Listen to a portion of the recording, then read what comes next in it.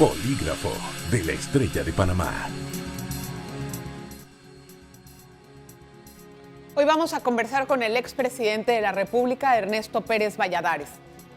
Lástima que no tenemos todo el tiempo y yo estoy segura que van a quedar algunas dudas por fuera, como algunas veces ocurre, pero quiero hablar de algunos tópicos con él, por ejemplo, del rumbo del país, la situación económica, las oportunidades que tenemos o que tiene el gobierno para poder hacer mejores contratos con este tipo de concesiones. Y también quiero hablar de su partido y las situaciones que están ocurriendo ahí. Así es que sin más preámbulo quiero saludar con muchísimo gusto al doctor Ernesto Pérez Valladares. Muchísimas gracias, bienvenido, doctor. Con todo gusto siempre, Adelito. Muchas gracias a ti por invitarme. Ay, doctor, no sé ni por dónde empezar, le voy a ser sincera, presidente. Pero tal vez me gustaría entrar a conocer su perspectiva de lo que se ha tratado de negociar con la empresa Panama Ports o con la concesión que se le debe dar a esta empresa para los dos puertos de Colón y Panamá, con el borrador, que es un borrador, y tengamos en cuenta así para poder dar la respuesta que ha salido. O sea, realmente mucha gente no vio ningún cambio estructural en ese borrador y se siente que se está perdiendo una oportunidad para poder negociar mejor esos términos. Por otra parte, Panama Ports paga cánones que otros puertos no pagan. A ver, Adelita, vamos a empezar por el principio.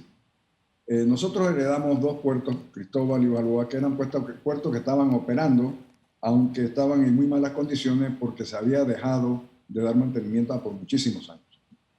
Entonces, lo que hicimos fue hacer una invitación internacional donde participaron varias empresas, Kawasaki Heavy Industries, otra japonesa, esta que participó, e incluso en un viaje de regreso mío del Oriente, me pidió con muchísima vehemencia el entonces presidente de la Junta Directiva de Bechtel que fuera a San Francisco o a Los Ángeles, uno de los dos lugares donde queda esa empresa, a hablar con ellos.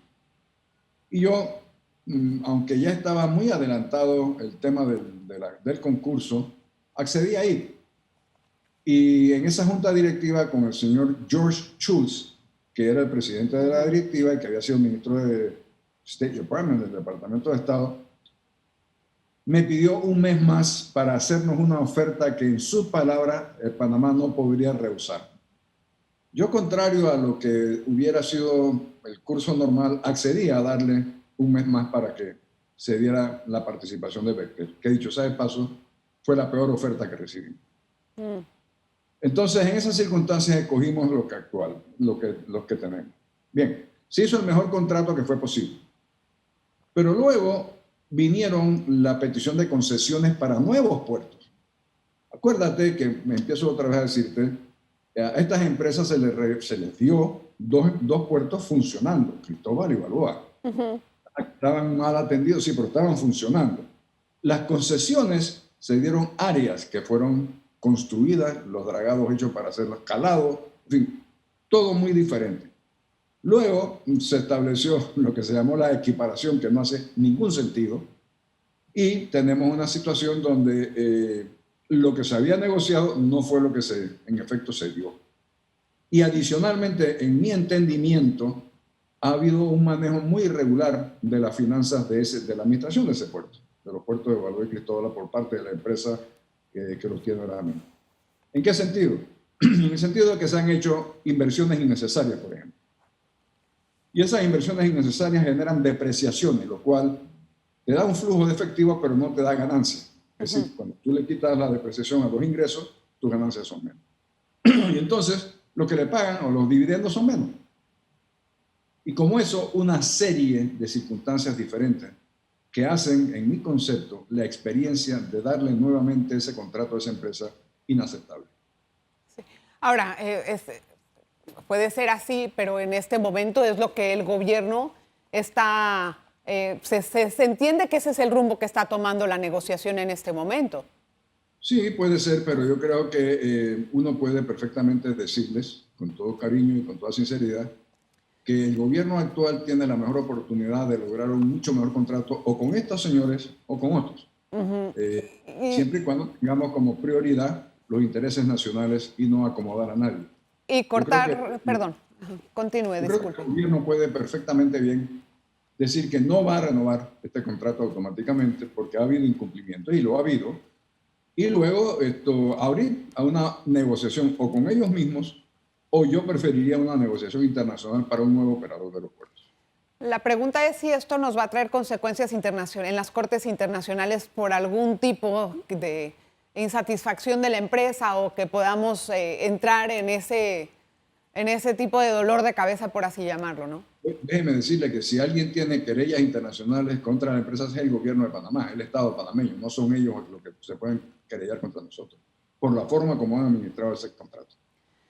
Y en alguna manera lo que han explicado también es que el gobierno hasta cierto punto está tratando de, bueno, usted no sé si lo leyó, ¿no? Cuando vio esa entrega de 150 millones de dólares por parte de la empresa al gobierno panameño, en un sentido como de compensación, más o menos es lo que yo entendí, ¿no? De todo lo que no se había dado en los últimos 5 años. Yo me pregunto, ¿por qué aceptar esos términos cuando tenemos que capitalizar la ruta marítima también del Canal de Panamá? ¿Por qué aceptar esos términos cuando nos debieron haber dado muchísimo más en los últimos tantos años de operación de ese puerto? Y esto es como una compensación mínima de lo que nos debía haber tocado si se hubieran cumplido con los términos originales de este contrato. Lo que sí. Perdón, doctor, lo que para mí es más inaudito es que no se haya hecho ni una auditoría a esa empresa en donde hay participación del Estado, así como creo que no se han hecho a las empresas mixtas donde el Estado tiene participación. Esta empresa, la participación del Estado es mínima, es solamente el 10%. Pero yo estoy de acuerdo contigo, se pudo haber hecho una auditoría mucho mejor que la que se hizo desde la Contraloría, para realmente investigar el uso de esos fondos, si eran necesarios aquellas inversiones, los costos que se están pagando por servicios que están muy por encima de los costos que se dan en otros lados. Y en fin, todo el tema. Además, déjame citarlo, Adelita. Ayer veía una entrevista que hizo el ex administrador del canal, Alberto, y dijo muy ciertamente que es que las circunstancias de hoy son diferentes hasta hace 20 años. Que hoy tenemos un canal expandido, que hoy tenemos unas oportunidades que no existían entonces. Y si estos señores han incumplido, pues aprovechemos la oportunidad para hacer las cosas mejor de aquí en adelante. Así es. Tengo que hacer una pausa, doctor. No nos tardamos nada para entrar luego después en nuestro segundo bloque. Así es que le invito a usted que por favor no se vaya. Esperamos al regreso. Vamos a hablar del partido PRD. Polígrafo de la Estrella de Panamá.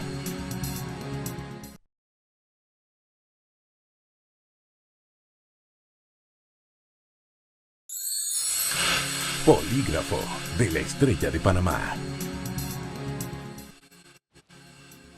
Vamos a seguir nuestra conversación con el doctor Ernesto Pérez Valladares, presidente de la República de 1999 al año, de 1994 al 99, ya lo estoy poniendo más adelante.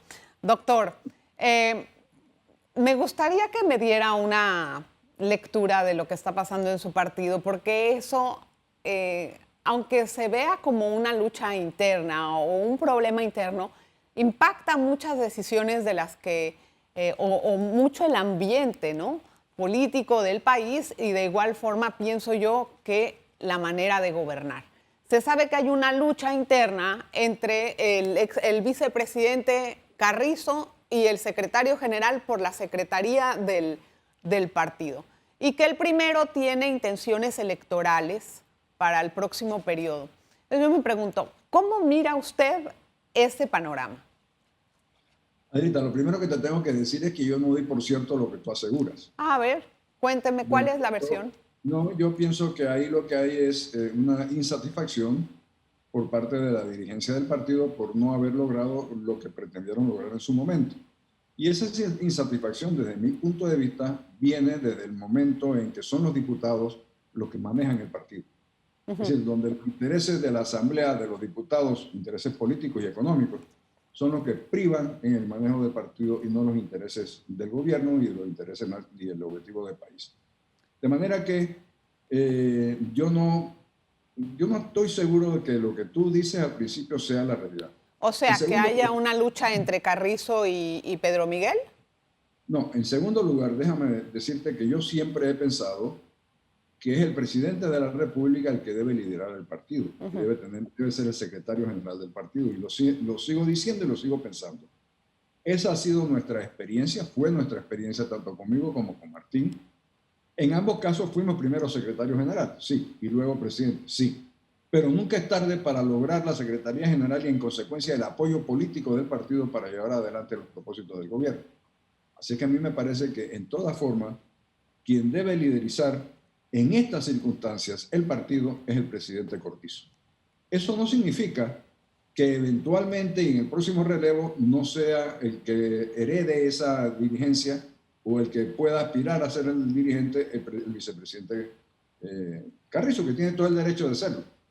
Pero me parece que la coyuntura actual lo que establece, lo que exige, es que sea el presidente Cortizo. Entonces, ¿cuál es la lucha que está en este momento en el partido o por qué hay una solicitud al secretario general de que renuncie? Bueno, eso lo hicieron miembros del CDN, del Consejo Directivo Nacional, muchos de los cuales están trabajando en el gobierno, como con una especie de molestia por algunas de las declaraciones del secretario general. Pero eso es un tema que verdaderamente no creo que pasó a mayores. Eso fue una coyuntura en un momento y nosotros vamos hacia una nueva elección de delegados y a una nueva renovación del Comité Ejecutivo Nacional del partido. ¿Ya hay fecha para ese momento? O sea, para ese congreso. No, que yo sepa, no, Adelita, pero yo tampoco estoy participando directamente en lo que pasa o no pasa en el partido. Yo simplemente lo estoy viendo desde afuera y no sé si hay fecha determinada o no. Pero sí hay fecha para poder elegir la junta directiva de la Asamblea, que eso será próximamente. Y los candidatos de la bancada mayoritaria, que son del partido PRD, la verdad es que han sido muy cuestionados recientemente. Si es que ellos son, ¿no? Si es que ellos son. Y entonces se estaba poniendo el nombre del diputado Cristiano Adames o del diputado Benicio Robinson. Y hasta cierto punto yo me pregunto si eso no choca o crea un cortocircuito con lo que está tratando de solicitar la ciudadanía, que es más transparencia. Bueno, tú tienes que entender que en la democracia manda la mayoría, ¿cierto? Y en una elección interna de la Asamblea manda la mayoría de los diputados. Si se equivocan o no se equivocan, es subjetivo. Pero déjame decirte algo. Los candidatos que tenemos, yo no quiero criticar a nadie, pero me parece que son muy superiores, por ejemplo, a lo que dijo el actual vicepresidente, que es del Molirena, que me pareció inaudito sus declaraciones que hizo en un periódico recientemente. Pero bueno, eso te vuelvo a reiterar, es una decisión de la Asamblea, es una decisión mayoritaria de los diputados, esa es la forma como funciona la democracia, y si a la ciudadanía no le gusta, su opción es elegir otro tipo de diputados en la próxima. ¿Y eso no arrastraría una mala imagen para el partido en las próximas elecciones, por ejemplo? Es posible, Adelita, es posible, sí. Eso no está fuera de las consideraciones. Es posible que tanto sea el descontento que puede llevarnos a una mala imagen y a una pérdida electoral. Sí, es posible. Porque, o sea, ahora quisiera yo que me diera un poquito de su experiencia como presidente y en esto apelo un poquito, no sé si se haya vivido así durante su mandato, pero sí a la experiencia de ser un presidente y manejar un país.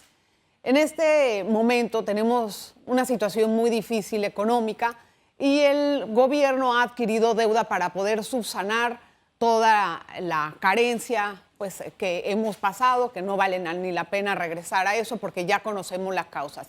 Pero hay la percepción de que en este momento se va a necesitar adquirir más deuda extranjera para poder lograr subsanar o equilibrar las finanzas públicas.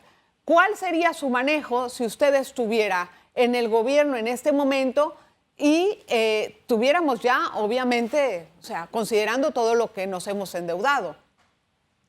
Lo primero que te quiero decir es que doy gracias a Dios que no estoy en el No, gobierno. yo estoy segura que eso. Porque ninguna decisión es fácil en estas circunstancias. Mira, los niveles de deuda pública han aumentado muchísimo y es evidente que estamos en un nivel de deuda pública donde ya no se puede pensar en subirlo mucho más.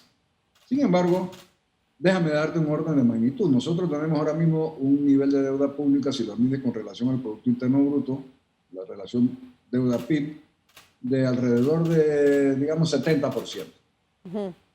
Muchos de los países europeos que tantos hablan de las listas y de las santas listas y de las listas grises y las negras, tienen una relación deuda-PIB arriba del 100%, es decir, su deuda es mucho mayor que su Producto Interno Bruto del año.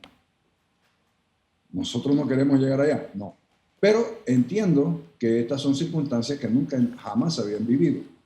Entiendo además, como economista que soy, que uno de los componentes del crecimiento y del Producto Interno Bruto es lo que se llama gasto público. Sí. Y lo que se ha hecho es financiar ese gasto público de la única forma que era posible, teniendo cerrada la economía privada, que era mediante financiamiento de deuda pública. Así que esto, no estoy diciendo que lo debemos seguir haciendo, pero entiendo lo que se hizo. Yo sé, pero entonces, ¿cuánto más tenemos que poder seguir adquiriendo deuda? Porque todo eso nos va a pesar después. Hay calificaciones que perdemos y consecuencias en ese sentido. Las calificaciones dependen de muchas otras cosas aparte de los niveles de deuda versus PIB. Y hay mucha gente que se pregunta, ¿pero cuándo vamos a pagar eso? Es que nunca se va a pagar. Las deudas públicas de los países jamás se pagan, se refinancian. Y tú lo que esperas es que el nivel de deuda se mantenga y que suba el nivel del Producto Interno Bruto para que la relación entre ambas sea una situación manejable. Pero es mentira que la deuda pública de los países se paga. No se paga. Pero tampoco da carta abierta para seguir contrayéndola, ¿o sí? No, claro que no, porque estamos en niveles de endeudamiento que ya nos ponen en situación de peligrosidad. Exacto. Hay luces amarillas, que bueno, ya hasta aquí está bien, pero no sigan. Ahora tenemos que enfocarnos en ver cómo hacemos que la economía crezca mediante la inversión privada, más que la inversión pública. Vamos a hablar de eso cuando regresemos a nuestro programa después del siguiente bloque comercial. Espero que nos acompañen, por favor, no nos tardamos mucho, una pausa.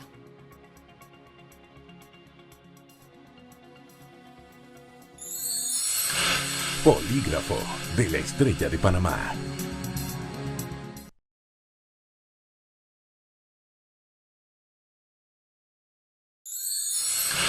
Polígrafo de la Estrella de Panamá. Gracias por estar con nosotros con la entrevista que estamos haciendo al doctor Ernesto Pérez Valladares. Doctor, nada más para dejar unas cositas pues más clarificadas, para quitarme esa idea. ¿No hay un choque entre Pedro Miguel y Carrizo? Puede haber diferencia de criterio. Ajá. O sea, Okay. A ver, entre los partidos políticos, cuando hay discusión política, hay enfrentamiento de ideas.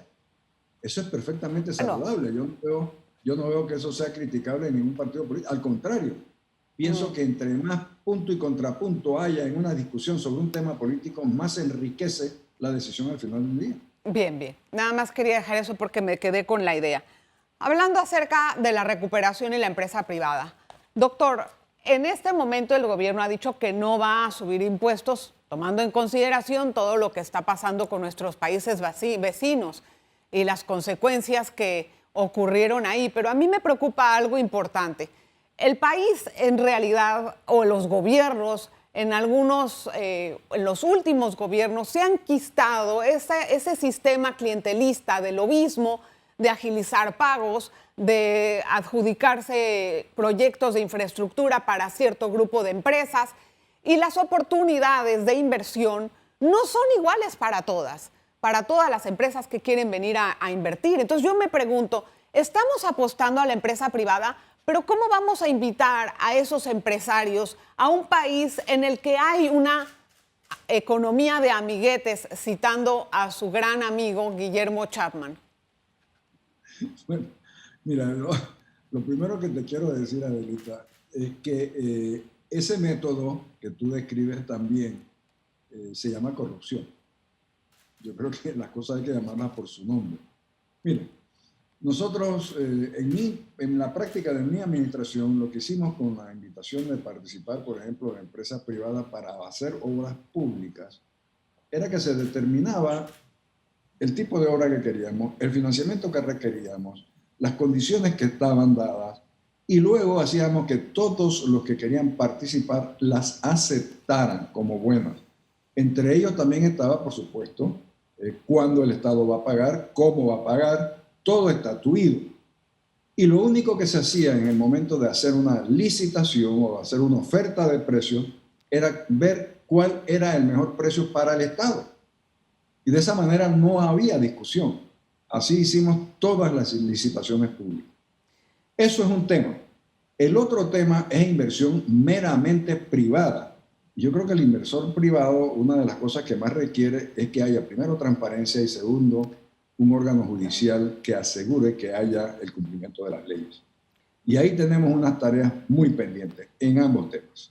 Yo la pregunta que tengo es, ¿el gobierno está consciente de que tenemos ese problema? Porque yo la verdad es que no veo nada para reenrumbar al país en ese sentido, doctor.